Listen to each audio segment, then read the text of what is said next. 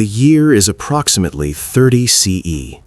The air in Jerusalem is thick with the smell of burning incense, animal sacrifice, and the sweat of 1,000,000 pilgrims.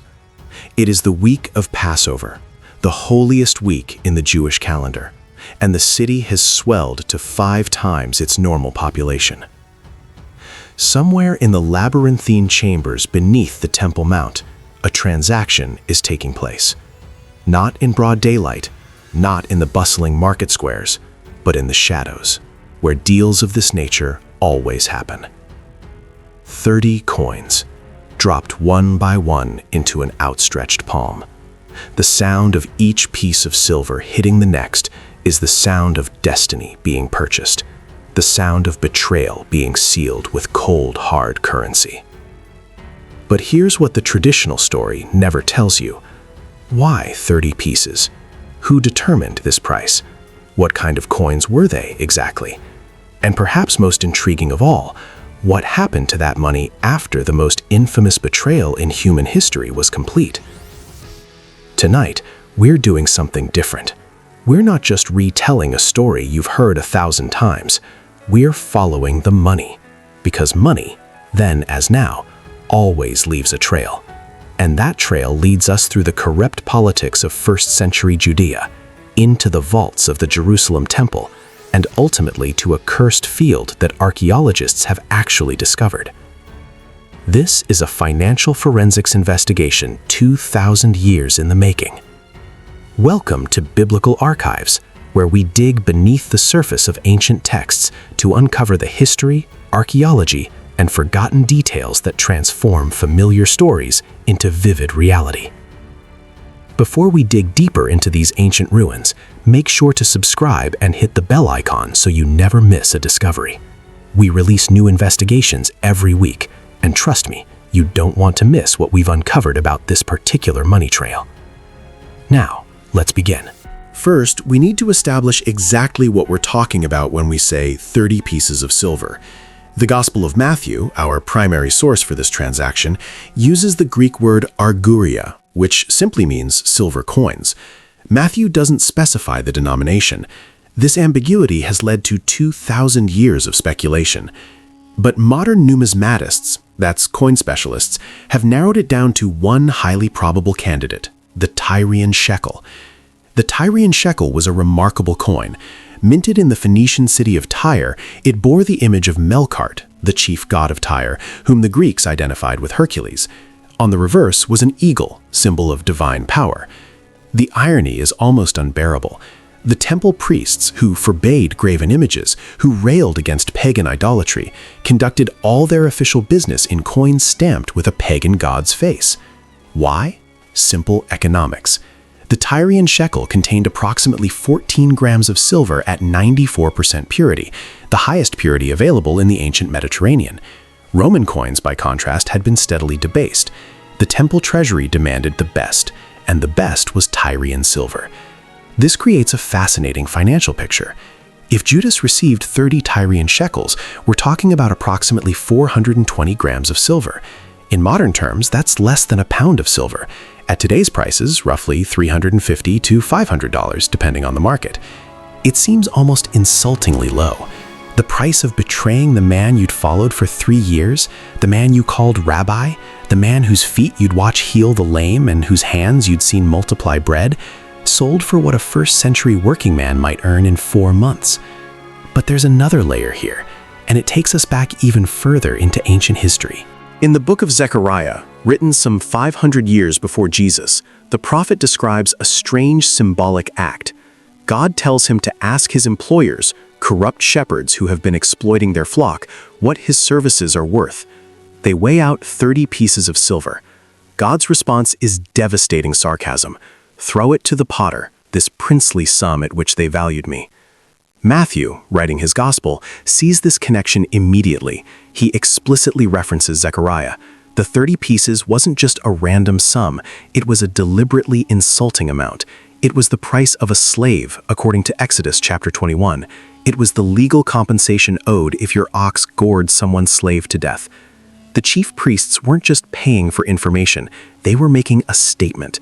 this troublemaker from Galilee worth no more than damaged property. Now, let's examine the other side of this transaction, the buyers. Who exactly was funding the capture of Jesus? Matthew tells us it was the chief priests, in Greek, archaeological. This wasn't just Caiaphas, the reigning high priest. This was an aristocratic cabal, a small group of powerful families who had dominated temple politics for generations. The house of Annas was particularly dominant. Annas himself had served as high priest from 6 to 15 CE, and though the Romans had deposed him, his power remained immense. 5 of his sons would eventually serve as high priest, and his son-in-law Caiaphas held the position during Jesus' ministry.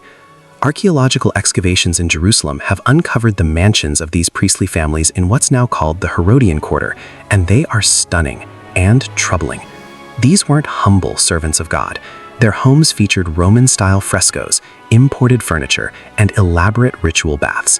One mansion, dubbed the Palatial Mansion, covered some 600 square meters, over 6,000 square feet of opulence, while ordinary Jews struggled under crushing taxation. The chief priests had a problem.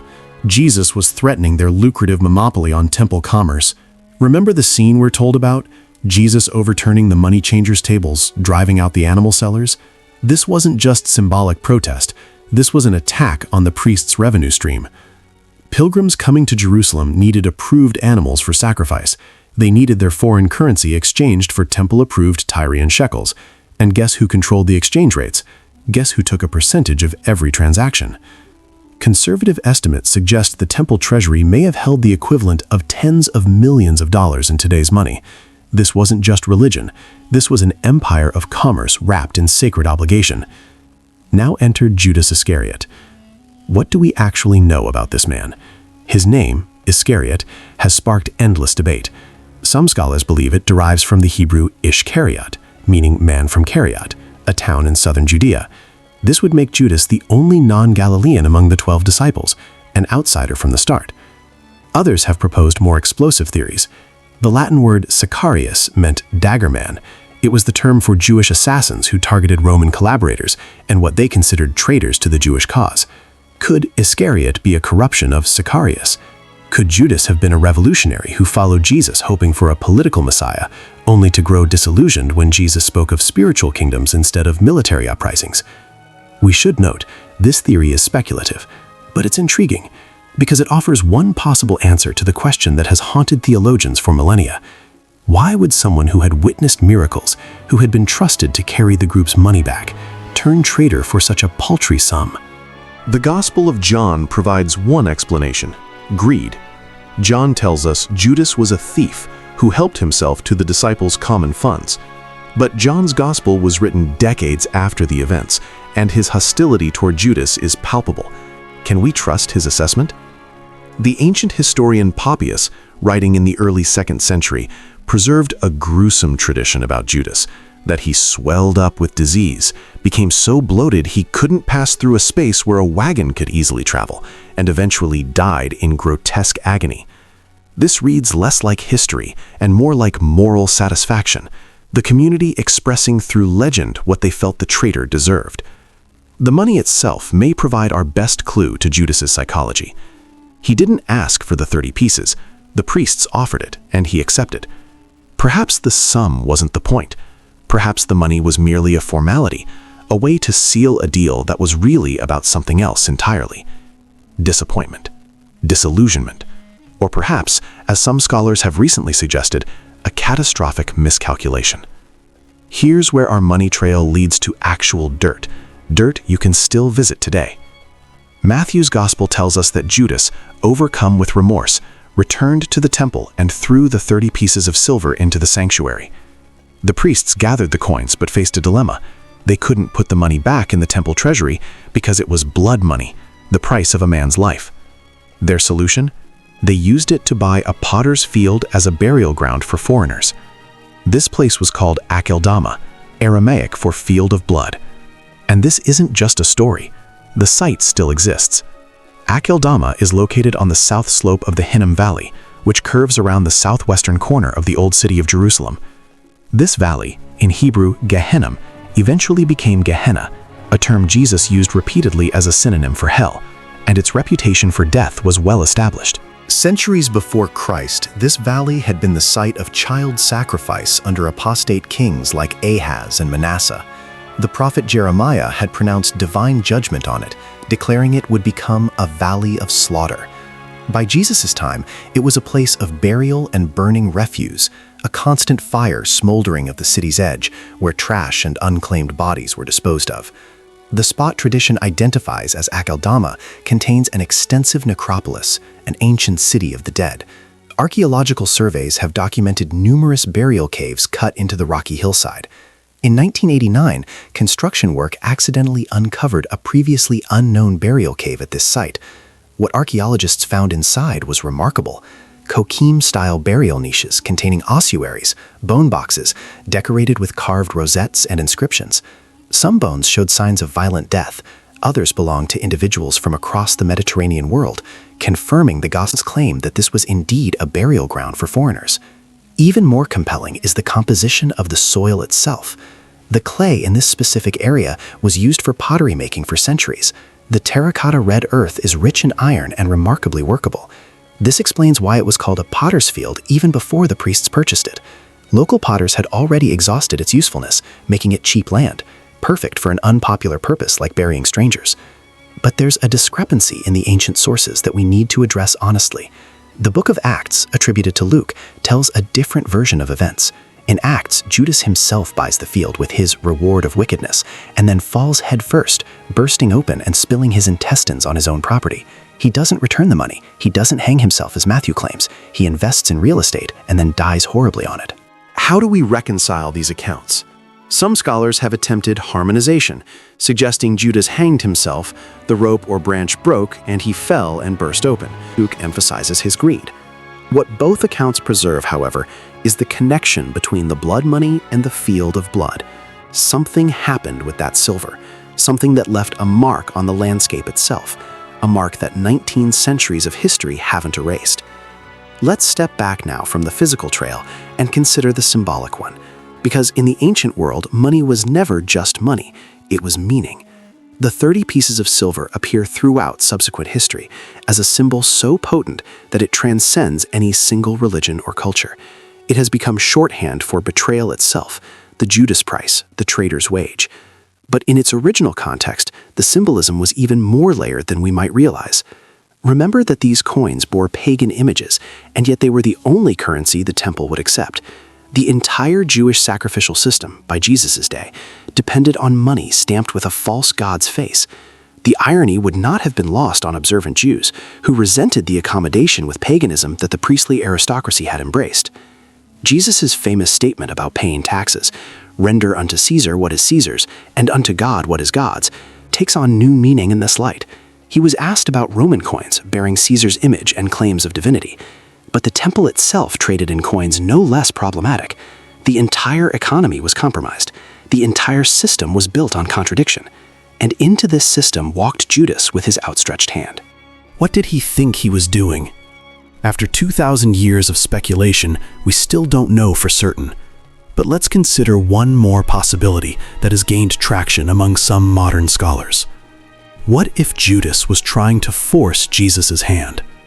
The Gospels suggest that Jesus had repeatedly predicted his own death and also his vindication. What if Judas, impatient with the slow development of Jesus' movement, decided to accelerate the timeline? If Jesus was truly the Messiah, truly possessed of divine power, then surely a confrontation with the authorities would force him to finally reveal his true nature and establish his kingdom. This reading would explain the remorse that followed. Judas didn't intend for Jesus to actually die. He expected a demonstration of power, a miracle, a revolution. When he got a trial and a crucifixion instead, his whole world collapsed. The money in his pocket, which had perhaps meant nothing when he took it, suddenly meant everything. It was proof of what he had done, what he had gotten wrong. He tried to give it back. The priests wouldn't take it, and so he threw it into the temple and walked into the field that would bear his infamy forever. We followed the money as far as the evidence allows, from the mints of Tyre, where the silver was purified and stamped with forbidden images, through the temple treasury, where the priests kept their accounts of exploitation, into the hand of a man whose motivations we can only guess, back to the temple, in a moment of futile remorse, and finally into the soil of a cursed field where strangers were buried without ceremony. The 30 pieces of silver disappeared long ago. No one claims to possess them, unlike so many other dubious relics of the ancient world. Perhaps they were melted down and recast. Perhaps they were buried with the bones of some forgotten pilgrim. Perhaps they're still out there somewhere, unrecognized, passing through hands that have no idea what they once purchased. But the trail they left, the archaeological evidence of the priestly mansions, the physical reality of the field of blood, the numismatic record of Tyrian Shekels and their troubled relationship with temple purity, these remain. They remind us that the stories we inherit are not just spiritual fables.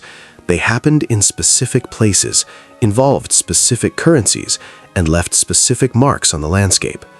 Judas Iscariot made a transaction that echoes through history, not because of the amount, but because of what it revealed, about the corruption of religious institutions, about the price that power sets on inconvenient truth-tellers, about the way human beings can convince themselves that terrible choices make sense right up until the moment they don't.